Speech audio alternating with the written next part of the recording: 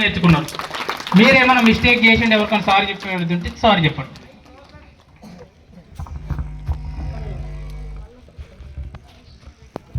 My name is D. Shirisha. I am studying in 9th class English medium.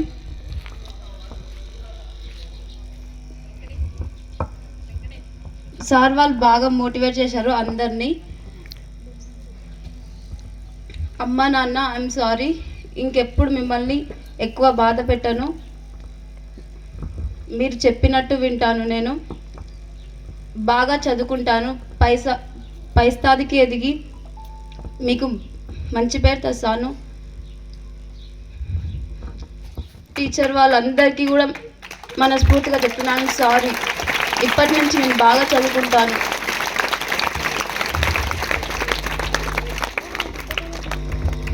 Super beta, thank you. ఎన్ని పైసలు ఖర్చు పెడితే ఈ మార్పు చూస్తాం. ఈ మార్పు ఒక్కరోజు కాదు బేటా, ఈరోజు ఒక్కరోజు కాదు, జీవితాంతం ఉండాలి. మీరు సక్సెస్ అయ్యే వరకు ఉండాలి. ఇంకెవరన్నా రా బేటా, దా. భయపడవద్దు. ఇంతమంది ముందర మాట్లాడే అవకాశం రావడం చాలా గొప్ప. చెప్పులుంటే చెప్పులు వేసుకొని రండి. My name is Krishnaveni, 9th class English medium. అమ్మ నాన్న చెప్పింది నేను ఖచ్చితంగా వింటాను. ఎవరైనా సరే అమ్మ నాన్న ఉన్నప్పుడే విలువ తెలియదు, ఎవరైనా సరే అమ్మ నాన్న పోయినప్పుడే విలువ తెలుస్తుంది. ఇప్పటి నుంచి నేను మా అమ్మ చెప్పినట్లు వింటాను. గట్టిగా చప్పట్లు కొట్టాలి వాళ్ళకు. రా బేటా, మాట ఒక 2 నిమిషాలు. Very good, super. రండి, వెయిట్ చేయండి, ఇక్కడ రండి. అరే బాయ్స్ ఒక్కరు కూడా వస్తాడు రా, ఇజ్జత్ పోతుందిరా మనది. అందరు అమ్మాయిలే మాట్లాడితే అక్కింపేటలో బాయ్స్ ఇజ్జత్ నిలబెట్టుకుంటారు బాస్. ఏ ఊళ్ళో పోయినా అబ్బాయిలు వచ్చారు, ఈడ రాకపోతే అక్కింపేటలో అబ్బాయిలు లేరంటారు మళ్ళా. ఏన్ పౌర్ణమి, 8th క్లాస్ తెలుగు మీడియం. ఇప్పుడైనా మనకు అమ్మ నాన్న విలువ తెలిసిందని మనం ఇంకోసారి అమ్మ వాళ్ళని నాన్న వాళ్ళను తిట్టరాదు. మనం ఇప్పటి నుంచి అమ్మ వాళ్ళు చెప్పిన మాట వినాలి. ఎన్ని దినాలైనా మనం టీచర్ వాళ్ళు చదవాలి అన్నా కూడా మనం చెప్పకుండా ఇంటికాడ పోయి ఆట పెట్టిన అమ్మ వాళ్ళు చెప్పిన మాటలు కూడా వినలేము. ఇప్పుడు ఈ సార్ వాళ్ళు వచ్చి మనకు అమ్మ నాన్న విలువ చెప్పినందుకు నాకు చాలా సంతోషంగా ఉంది. ఎందుకంటే అందరూ ఏడ్చినందుకు వాళ్ళందరికీ సారీ. సార్ వాళ్ళకు కూడా థ్యాంక్స్. టీచర్ వాళ్ళు ఇప్పటి నుంచి మేము చెప్పినట్టు వింటాం. సారీ టీచర్ అందరికీ, అమ్మ నాన్న కూడా సారీ టీచర్.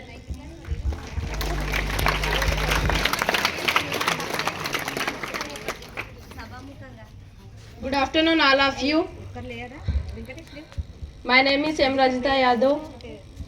అమ్మ నాన్న విలువ ఎంత ఖర్చు పెట్టినా దొరకదు, అది ఈ సార్ వాళ్ళు వచ్చి చెప్పారు. వీళ్ళకు కూడా థ్యాంక్ యూ. నేను ఎప్పుడూ అమ్మ నాన్నని తిట్టాను. అమ్మ నాన్న విలువ తెలిసేలా అందరికీ చేశారు సార్ వాళ్ళు వచ్చి. నేనేమైనా తప్పు చేస్తుంటే అమ్మ నాన్న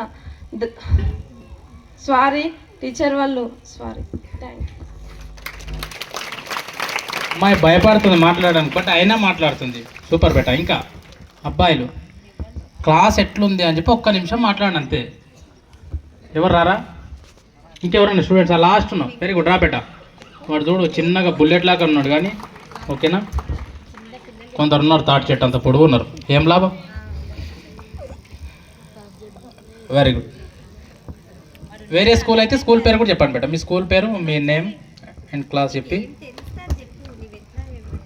Good afternoon everyone. My name is Sai Krishna. I am studying in 3rd class. My school name is Sri Gayatri School. ఈరోజు ఈ మూమెంట్ చాలా బాగుంది. మా అమ్మ నాన్నకు చాలా సారీ. Very good. వాడు ఏ class? 3rd class.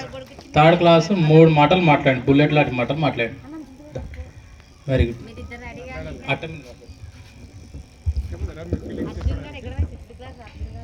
I am Annamachari. నా పేరు Annamachari. I am 9th class.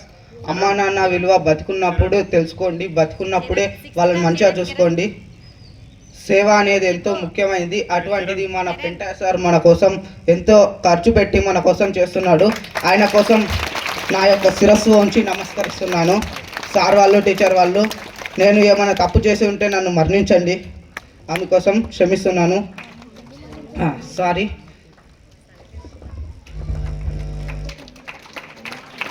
everyone. My name is Swapna. 4th class English medium Sri Gayatri School. నానున్న ప్రేమ ఆ బాధ ఎవరికి తెలియదు.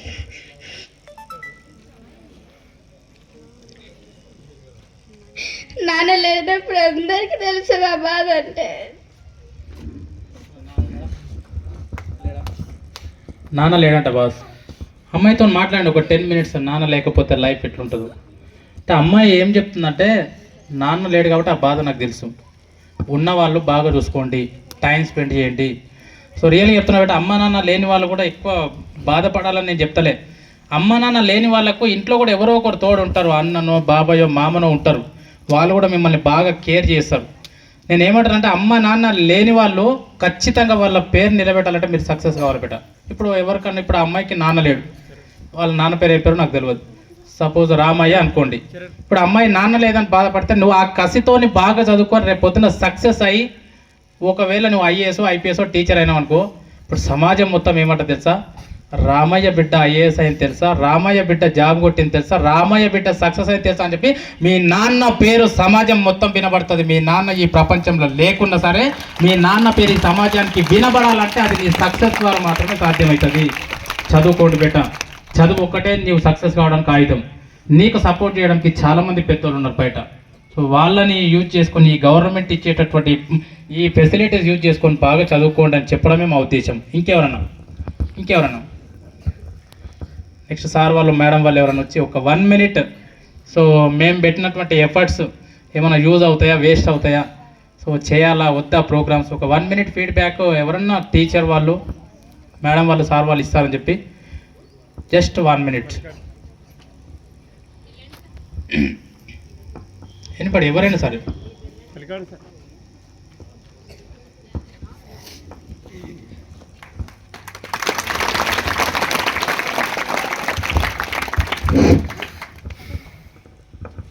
ఈరోజు ఈ ప్రోగ్రాం కండక్ట్ చేసినటువంటి మేము సైతం వీళ్ళకి, అట్లాగే మరి ఇంత మంచి ప్రోగ్రాం అంటే మోటివేషనల్ స్పీచెస్ చాలా విన్నాము చూసినాము, కానీ మనందరినీ గుండెల్ని పిండేసినటువంటి ఇంత మంచి ప్రోగ్రాం నేనైతే చూడాలి.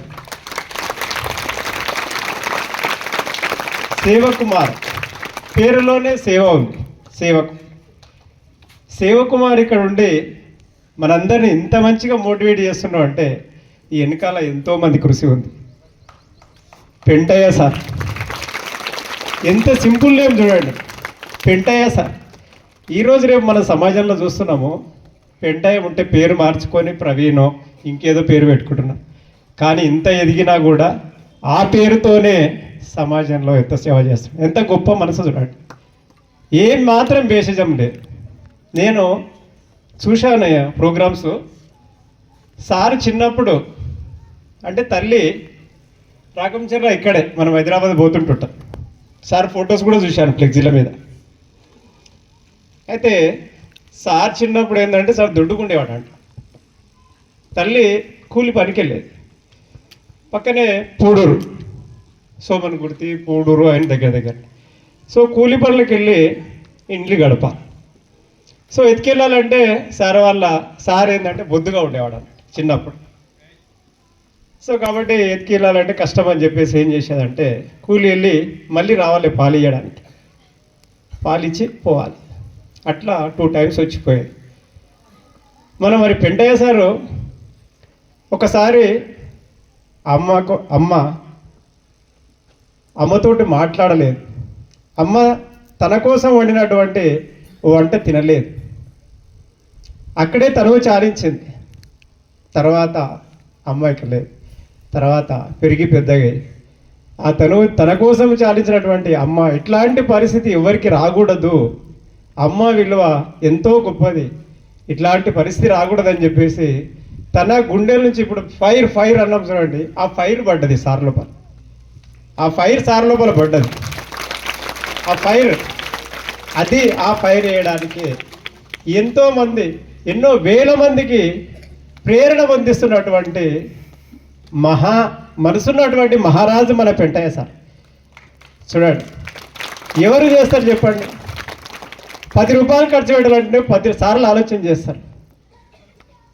కాబట్టి ఈ రోజుల్లో మరి ఇంత నిస్వార్థమైనటువంటి వ్యక్తి ఉన్నాడు అంటే మనందరము గర్వించాలి. ఆయనకు ఒక్కసారి గట్టిగా అందరం చప్పట్లు కొడదాం. చూడండి, తన జీవితంలో జరిగినటువంటి ఒక సంఘటననే తన జీవితాన్ని మలుపు తిప్పేసి ఇంతమందికి పరిచయం అవుతున్నాడు. ఎక్కడో రాకంపేరులో పుట్టి పెరిగినటువంటి పెంటయ్య అక్కడే ఉండిపోతే ఇంతమందికి తెలుస్తుండేనా? తెలియకుండా. మరి అమ్మకు నేను ఇట్లా చేశాను కదా, ఇట్లా ఎవరికి కావద్దు, ఇక ముందు ఎవరికి కావద్దు అని చెప్పేసి ఒకటి మనసులో ఫైర్ అని పడి తన సంపదను కరిగిస్తూ ఎంతోమందిని ఉన్నత శిఖరాలను చేరుకోవడానికి నిత్యము మనకు ఒక ఫైర్గా ఉన్నటువంటి పెంటయ్య సారు, నిజంగా మీ జీవితం ధన్యం సార్, నిజంగా ధన్యం సార్. నాకు తెలిసి మీకు పెద్ద చదువు లేదనుకుంటాను. నేను పీజీలు చేశాను, 2 పీజీలు చేశాను, 2 డిగ్రీలు చేశాను, జాబ్ల కోసం ఏమేమో చేశాను. కానీ సార్ మీరు చదువుకున్నది తక్కువ అనుకుంటాను, కానీ మీరు 10 పీజీల కంటే ఎక్కువ సేవ చేస్తున్నారు సార్. 10 పీజీల కంటే ఎక్కువ సేవ. కాబట్టి ఎందుకు చెప్పండి, ఏం అవసరం ఆయనకు? ఇంత దూరం వచ్చి ఇంత ప్రాంతంలో మనం ఏం ఓట్లు వేస్తాం ఆయనకు? మనం ఏం చేస్తాం ఆయనకు చెప్పండి. ఒకటి నేను ఇంకొకటి కూడా విన్నాను. ఈ జాబ్స్కు ప్రిపేర్ అయ్యేటటువంటి, ఈ గవర్నమెంట్ జాబ్స్కు ప్రిపేర్ అయ్యేటటువంటి పిల్లలందరికీ కూడా కానిస్టేబుల్స్, ఎస్ఐలు, టీచర్స్, రకరకాల జాబులకు ప్రిపేర్ అయ్యేటటువంటి వాళ్ళకు ఎంతోమందికి సేవ చేస్తాడని తెలుసుకో. వాళ్ళకి ఎందుకు? వాళ్ళు రేపు బాగుపడాలి, వాళ్ళకి ఆ టైం కలిసి రావాలి. వాళ్ళకి ఇంటి దగ్గర వసతులు ఉండవు వాళ్ళకి ఇంటి దగ్గర సరి అయినటువంటి సౌకర్యాలు ఉండవు. ఇక్కడ నుంచి హైదరాబాద్కి వెళ్ళి కోచింగ్ వెళ్ళాలంటే అక్కడ కోచింగ్లో 20,000 కట్టాలి, మళ్ళీ ప్రతి నెల అక్కడ ఉండాలంటే 10,000 రూపాయలు అక్కడ హాస్టల్ ఫీజు కట్టాలి. అట్లాంటి సౌకర్యాలను ఇక్కడనే వికారాబాద్ జిల్లాలో ఉన్నటువంటి ఎస్ఏపి కాలేజీలో అట్లాంటి సౌకర్యాలు ఏర్పాటు చేసినటువంటి మన పెంటయ్య గారు ఎంతో గొప్ప. చూడండి, అంటే కింది స్థాయి నుండి వచ్చినటువంటి వాళ్లకు మన బాధలు తెలుస్తాయి, కింది స్థాయి నుండి వచ్చినటువంటి వాళ్ళకే మన బాధలు తెలుస్తాయి. కాబట్టి తన మనసులో నుంచి వచ్చినటువంటి పేరు కోసం కాదు, వాళ్ళు ఎదగాలి, వాళ్ళు మళ్ళీ ఇట్లాంటి ఇబ్బందులు పడొద్దు అని చెప్పేసి. ఇంకొక విషయం, మన జీవితంలో ఎదగాలంటే ఒకటే ఒక ఆయుధం, చదువు. మేము కూడా క్లాసుల్లో చెప్తుంటాం. సార్ కూడా, శివకుమార్ సార్ గారు చాలా ఎఫెక్టివ్గా చెప్పారు. మరి ఆ చదువు, ఆ ఆయుధాన్ని ఎట్లా గురిపెట్టాలి? ఒక గోల్ ఏర్పరచుకున్న తర్వాత మనం ఎట్లాంటి దారిలో వెళ్ళాలి? ఇన్ని రకాలైనటువంటి మోటివేషన్ ఈ ఒక్క క్లాస్లోనే నేను వినడం అనేది ఫస్ట్ టైం వింటున్నాను. ఒక రకమైన మోటివేషనే నేను వినేది, కానీ ఇన్ని రకాలైనటువంటి, ఇన్ని యాంగిల్స్లో ఉన్నటువంటి, బహుముఖంగా ఉన్నటువంటి ఇట్లాంటి ఈ శివకుమార్ సార్ గారికి నిజంగా హ్యాట్స్ ఆఫ్.